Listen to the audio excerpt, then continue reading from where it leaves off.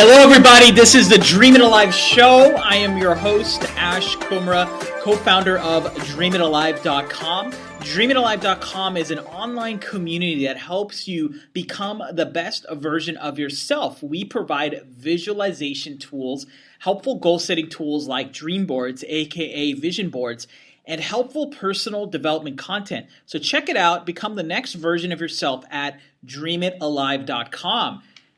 I am really excited for today's guest. Today's guest is Nigel Barker. Many of you know of him. He's a very famous fashion photographer. He's worked with some of the best people that you can think of. He's worked with supermodels, Taylor Swift. He is a former judge of America's Next Top Model. And most recently, I believe this week, he's actually launched an amazing book called The Models of Influence, a beautiful volume spotlighting 50 of the most influential models from the 1940s to the present day and revealing each woman's place in the place of fashion and pop culture. I personally got to read this book, and it is quite a book. I have to say, I'm a big fashion connoisseur myself. I've read many books in that arena, and fashion is something that I think all dreamers, regardless of where you in, has had an effect in. And I'm just going to read you something real quick from his book regarding why models are so important. They hold up a mirror to society and show us where we are and where we still have room to grow. What is considered beautiful evolves, but it's very often through models and fashion that we come to understand beauty in the context of our time and, by extension, within ourselves. It's just such a touching segment. So I really hope this book does well. I know it will kick butt, and everyone who's interested in fashion and understanding creativity across the whole need to read it. So Nigel, how are you today? I'm very well, thank you. I wasn't sure if you knew I was on the other end of the line or not. How lovely to hear your voice and to hear you read my book. Very nice. Very well, thank you. Good. I'm so happy to hear that. Nigel, I'm curious. Tell us a little about your upbringing, specifically what got you into the fashion industry. I know you started off as a model first, but walk us through that journey if you don't mind. No, not at all. I grew up with, as I like to say, a model in the house. My mother had been a model during the 60s and 70s, and her career started in Sri Lanka, which is where my mother is from, and as a beauty queen who then traveled to England, and I guess I got a taste and a flavor for what it was like. And a little bit of her career growing up as a child, with her amazing pictures all over the house and what have you. But I never, as a kid, really thought of it as a career. In fact, I was destined to go to medical school. I was pretty good at the sciences and what have you. And my mum actually entered me into a competition, ironically, considering the way my career then went, in 1989 on a TV show called The Clothes Show. That was one of the very first, if not the first, televised modeling searches. I didn't win. I got on the show, though, and I was in the top four, and I got a contract out of it. And I thought, before going to medical school, let's do a little bit of modeling and see the world and what have you. My mum encouraged me and said, it'll be good for you. And I'd been in an English boarding school up until then, and really had a naive view of the world, and it was a great opportunity. And it went well. It went very well. I ended up living in Paris and Milan and New York in that 1 year, and working for Valentino and Gianfranco Ferré and a whole host of people, Armani, and I even got the chance to do a bit of work with Ralph Lauren in New York. And we said, let's extend it for 2 years. And of course, I say unfortunately almost, but for my mother at the time, I think they were all excited until they said, well, it's time to go back to school. And then I sort of said, well, actually not. I rather like it here. This is a rather kooky, unusual world. And it dawned on me, too, that growing up as a young man in England who was half Sri Lankan, I think I spent my entire childhood explaining to people, and at an English boarding school, too, why I was not the same color as they were and why I was different. And it was kind of boring as a kid. You didn't really know why you were being asked. People would say, well, where are you from? And I'm like, well, I'm from here. Where are you from? But in the modeling industry, it was the one place where no one ever asked where you were from. They just wanted to see what you could do. And that was enormously refreshing for me. Now, I'm not saying this is the only profession, but for me, this is what I had discovered. And I was very excited by it, the creativity and the talent and, all aspects of the business. And I ended up modeling for about 5-6 years. It was never the modeling part that excited me particularly, but the range of talent I was surrounded with. And as a young man, I'd always been interested in photography. And again, like I said, I'd never really thought of it as a career. Growing up in the 70s and 80s in England, it wasn't a career. There weren't degrees in photography. You had to apprentice someone to do it and all the rest of it. But I had kept a camera by my side, and throughout all my photo shoots would be very interested in where the cameras were being placed and where the lights were going and how that affected the film and the overall look. And very oftentimes I would take a snap of the light setups actually, and then look at the pictures of myself in the magazines when they came out and sort of understand that if you put the lights here and you did this and you did that, this is how it would look. But more importantly, how photographers reacted with people, and the ones that I liked that brought the most out of me, and try to pick up bits like that along the way. And come the 90s, mid-90s, I started in that late 80s, which is that sort of supermodel zone where, Christy Turlington, Linda Evangelista, Naomi Campbell, voluptuous, beautiful women, incredible figures, and all the rest of it. But then, of course, came the 90s, and that androgynous waif look took over. And, I didn't want to stop working in the business, but I looked at myself in the mirror and said, you're not a wife. And, this is not something you can really pursue successfully, but perhaps photography. And I transitioned. It took me a couple of years, and I transitioned from one side of the lens to the other and moved to New York and set up a studio. And that's really what got me to where I am sort of today. Okay. Well, I have a question from you, and this is actually from our audience. I did a little social media blitz yesterday promoting this interview, and I was happy to say we got a lot of questions that were emailed to me. And one of the questions that really caught my eye was, what was that breakthrough moment as a photographer where you knew that, okay, this is not just a hobby. This is not just my way of getting into fashion outside of modeling. This is not about, continuing that creative legacy that my family in particular, my mom got me into. This is my true purpose. This is my dream. Like, tell us, briefly about that project or experience that made you say, okay, I'm in this for the long run.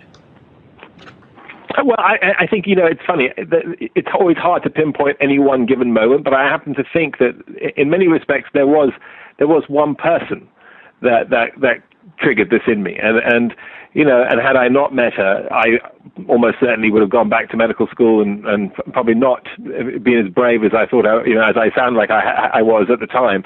I think, to sort of basically explain what I'm saying, I fell in love. And I fell in love with the woman who I'm married with today, and she was a model, and she is still a model citizen for sure, and works very closely with me. And I met Chrissy and her identical twin, Kimmy, in 1994, and I just became sort of somewhat obsessed with her, and she became my muse, I guess is what we call it in the photography business. And I photographed, prolifically every moment of her and her sister's modeling career at the time. And, as a young man who was starting to shoot and, had the camera on me all the time, and, obviously being a young model myself, I got to hang out with my girlfriend at the time, who is my wife now, who was a model, and all their friends, and they would come back from the jobs that they were doing, and they would have this incredible makeup on. And, you would then have the opportunity to photograph them, if they let you, with their makeup on before they washed it off. I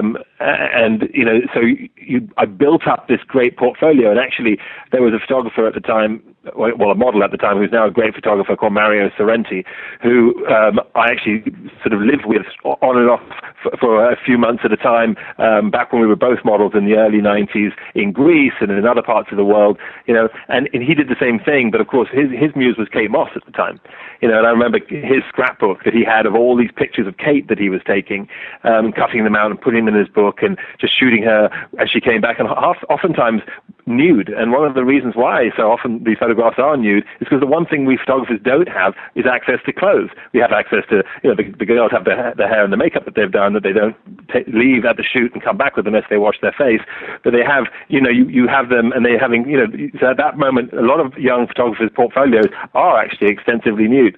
And if you look at the early campaigns that certainly Kate did for Calvin Klein as obsession campaigns that caused such a furore across the industry, she was scantily clad, and I guess meeting my wife Chrissy at that time and taking so many beautiful pictures of her just struck a chord in me that I thought, my goodness, the hair standing up on the back of my neck every time I take a picture of her. I love this business. I love finding somebody and creating that relationship and really telling a story and creating a narrative in a picture. And when someone looks at a picture of yours, if they look at it and wonder, if they look at it and dream, if they look at it and imagine, if they look at it and think anything at all, you've succeeded. So that became something that I became very passionate about. Thank you for sharing that answer. And I really felt a really positive energy when I heard you say all that. And your wife is clearly an extraordinary woman. And tell your wife on my behalf, thank you for pushing you to do what you're doing, because you really do beautiful work. And it really shows in your book. I really enjoyed reading your book, not only just from the beautiful visuals that you have showcased, but also you really give a rundown on the effect that fashion and modeling and these powerful women have had in our culture, not only in America, but across the world. I'm curious, Nigel, what inspired you to write this book? I mean, you did a project prior to this. You've been, a TV personality, and you still are a TV personality. You have a thriving photography business. You are a celebrity of all sorts. Why this book? I felt it was a sort of a time to give back, to be honest. And there were so many of these amazing women who I've worked with over the years. And I was sitting on our porch, actually, in our house in Alabama. My wife's from Alabama, if you can believe that, an Englishman and a girl from Alabama. Wow. No wonder I fell in love, right? What could be more dreamy than that? But anyway, I met this beautiful. I was sitting on. Sorry, I'm going back to my old story now. But no, I was sitting on the porch in our house in Alabama, looking at the bay and listening to the waves in the water hit the pier and the rustling of the leaves. And this is where I wrote my last book. And I just remember talking about the industry and talking about my mother, and realizing just how profound an effect she had on me as a young man growing up, and not so much just because she was a model, but because I realized how hard it had been for her. I mean, as a young kid, you don't really get it because you're in it until you get a little older and you look back and you sort of sympathize and empathize with things that people had to go through, and because you're dealing with them yourself in your own life, and I realized that as a young woman, there she was struggling to be a model, and what she must have stood for other women of ethnicity, like who are part Sri Lankan or are Sri Lankan or are of any color, quite frankly. It allows those women to feel beautiful, to be seen, and to realize that their beauty is accepted. And sometimes you hear these things now, it all sounds normal. It all sounds like, well, of course, that why wouldn't they be beautiful? But you have to realize that the story of beauty is not that easy. In fact, women have had a tough time over the years, and models like Naomi Sims and people who fought to be the first black lady on the cover of a magazine and on a TV commercial, and Naomi Campbell and Tyra Banks, and not just models who are black, but models of every ethnicity and every shape and size and height and everything. And even just small changes in beauty, there's a story behind it. And there's a story of freedom, there's a story of confidence, and there's a story of compassion, and there's a story of spontaneity. And I think those are things that I love and I thrive on, and I wanted to tell that story. Okay. No, that makes a lot of sense. And it clearly shows as you're reading the pages, the detail and the influence these women have. So my generation, I grew up watching models like Giselle come out and really shake the ground running, through her projects, through Vogue, through the Victoria's Secrets projects, to the things she's doing now. And I personally have this affinity towards Giselle. I'm curious, do you see a correlation? You're not the only one. I think I could speak on every man. I hate to break this to you. Yeah, for every man in the world, I mean, I'm an ambassador of the Giselle fan club. But right. I'm curious, though. I feel that there's a parallel with models, particular supermodels or influential models like Giselle's of the world, and maybe prior Cindy Crawford and prior, various models. I feel that they have a big effect on pop culture. And my question is just because Giselle is someone in the modern day and you did profile Giselle, do you feel that Giselle, because you wrote about how Giselle kind of stood out from the crowd. She was, she was playful. She was very easygoing. People on shoots noticed how friendly she was with everyone. That Brazilian charm. Do you feel that her effect, the Giselle effect, might have inspired other segments of pop culture, specifically like the Beyoncés, the Taylor Swifts, or our society embracing female beauty in a way that's well, really absolutely. not shown? Okay.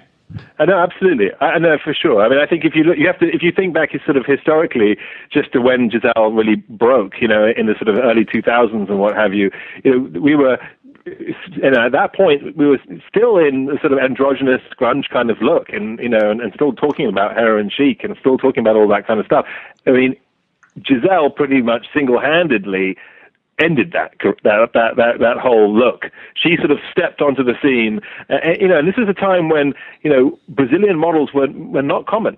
There were a whole group of models that we just really hadn't found yet. And again, when you look at what's happening now, well, I thought Brazilian models are normal. That's what we see all the time. Everyone knows they're gorgeous. So, they're everywhere. Same with models from the Eastern Bloc. Same now with models of China. But back then, just 15 years ago in the year 2000, that wasn't the case.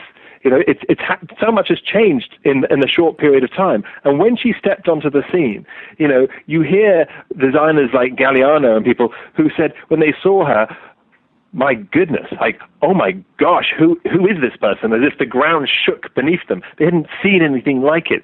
It's almost like a child going to the zoo and seeing a tiger for the very first time, never having seen one before other than a cuddly toy on television, and going, and their heart just jumping out of their mouth. They're like, oh my God, that thing is real. This person is alive. That you can look like that. And I remember just actually seeing Giselle walking down the street, and I had no idea at that point that it was her, and I just watched as literally a car almost swerved over. Somebody else almost fell over as they were walking by, and she was completely oblivious. She was just wandering down the street with her hair bouncing around, and you just saw people just moved physically by her presence, and she had a complete sort of joie de vivre about it. She had just no sort of knowledge of what was happening around her, at least it seemed, and when she entered into the business, people were like, my goodness, who are these Latin girls who have a sense of freedom about themselves, a sense of sex appeal about themselves, at a time when, like I said, it was the end of the androgynous look. But the androgynous look was, in a way, it was sexy, but only in a very quirky and odd and sort of sometimes uncomfortable way. And everything about Giselle was the reverse. It was all about, and that happens in fashion throughout the decades. You'll see, and we talk about it in the book, how you get one look that that reflects the times, that reflects the moment, where maybe it's about the recession, it's about the politics, it's about the religion, but then all of a sudden, we then get enough of that, we've had enough of that, and then we sort of recoil and almost apologize or do something completely the opposite in fashion. And fashion, is very connected to the pulse of youth, and you really feel that whole look and the way the magazines are translated and the designers that arise reflect what's happening in society at the time. And at that moment, of course, it was all about, we don't want any more androgyny, we don't want any more heroin chic, we want this, women want to be more voluptuous, they want to be sexy, and we don't need to be stereotyped like that anymore. So she was a great catalyst for that. Okay. No, that's a great explanation, and it's like I said, she's someone that I've been watching, and I've seen the effect she's had on pop culture, and you, with your expertise, have kind of validated that. My last question around the industry, and I think this ties up to your journey. And first off, I really appreciated you telling us that this book was a give back. So my last question is kind of in that give back, pay it forward sense. Let's say you met a 21-year-old version of yourself, someone who got into the fashion industry. They want to now become a photographer. Maybe they were a model, maybe they were a fashion designer. It doesn't matter. They've reached the adult age where they have made that decision saying, I want to really get into this. What advice would you give them, knowing all that you have known, knowing what you have written after this book? Like, what would you give that 21-year-old version of yourself? I mean, I think that, and I get asked this in some respects all the time, not in the same fashion, but I get asked it by individuals who literally email me and say, what do I have to do to be a success like you? Or what do I have to do to become a model? I want to be a fashion photographer and I want to be in magazines. What do I do? And I hear it constantly. And obviously there is no sort of secret potion or magic bullet or any one, set of steps that you can do that create success. And, I feel very lucky and very blessed in what's happened to me, and I've had a great opportunity. But that being said, one has to acknowledge opportunity and seize the moment. And I feel that, sometimes people let luck go by and they don't react to what's happening around them and actually make the most of it. But a big part of that is wanting to make a difference, is desiring to make change and not just copying or referencing other people or other people's work or other things. If you think of, not to say that fashion photography or modeling is some sort of art form per se, but there is an art form to it. And there are photographers who are fashion photographers who are incredible artists, who have done amazing work that stands the test of time, that stand in museums and tell the story of society and pop culture and all the rest of it. Avedons and Irving pens and many, many others, of course. But you know that when they were shooting, they weren't asking their fellow photographers or editors, do you like what I'm doing? Is it okay? On the contrary, they were taking a picture, shooting it, being done, and knowing that it was done. There wasn't even digital. You couldn't even look at the film. You just know you had it, and walking away and going, we've got the shot. That's how I started in that same vein in the 80s and shooting films throughout into the 2000s. And there's an element of, as an artist, do you ask someone, do I put another splash of paint in the corner over there, or do you say no, I've actually finished with my painting, this is it? You have to like what you do. You have to know when you're done. You have to know when you've got it. And it's hard to train that. You can teach someone all the aspects of photography. You can, all the tricks and how to light something and all the rest of it. And there are photographers out there who are known for lighting, and that's something that you can do. But if you're dealing with people, and models are obviously people, and for me, as much as politics and social, environmental, things affect us in the world, it is people that breathe life into those world events. It's people that breathe life into religion, into politics. It isn't actually the politics itself. And so when you talk about those people, being able to have a relationship, create chemistry, bring that person to life, I think that's what makes a photograph iconic and magic and makes you desirable as an artist. And in order to do that, power, knowledge is power rather. And so, learn about who you're photographing, learn as much as you can, be knowledgeable about the business, and enjoy it all. Enjoy the knowledge, and soak yourself in it, immerse yourself in it, and it does rub off. And realize too, it's a big business. There's a lot of things you can do, and I've enjoyed being a photographer. I've enjoyed being a model. I've enjoyed being an author. I've enjoyed being on television, and I certainly love getting involved with the hair and the makeup and the styling. And not that I do it, but I like to know what I want. So when I get it, I'm happy with it. Again, that, knowledge is power. So enjoy yourself, get out there in the world. This is a big business. It's a booming multi-billion-dollar business, and there's plenty of room for other people. I love that. And in lieu of that theme of knowledge is power, I highly encourage everyone to buy Nigel Barker's book, Models of Influence. It's an amazing book. It's published by Harper Design. I believe it's come out this month. And Nigel, I just want to say from the bottom of my heart and from the many people that appreciate the amazing work you do, thank you for doing what you're doing. Thank you for making the world be a better place. And I'm looking forward to seeing your continued success. You're very sweet, and thank you very much. And the same to you. All the best. All right. Bye-bye. Bye.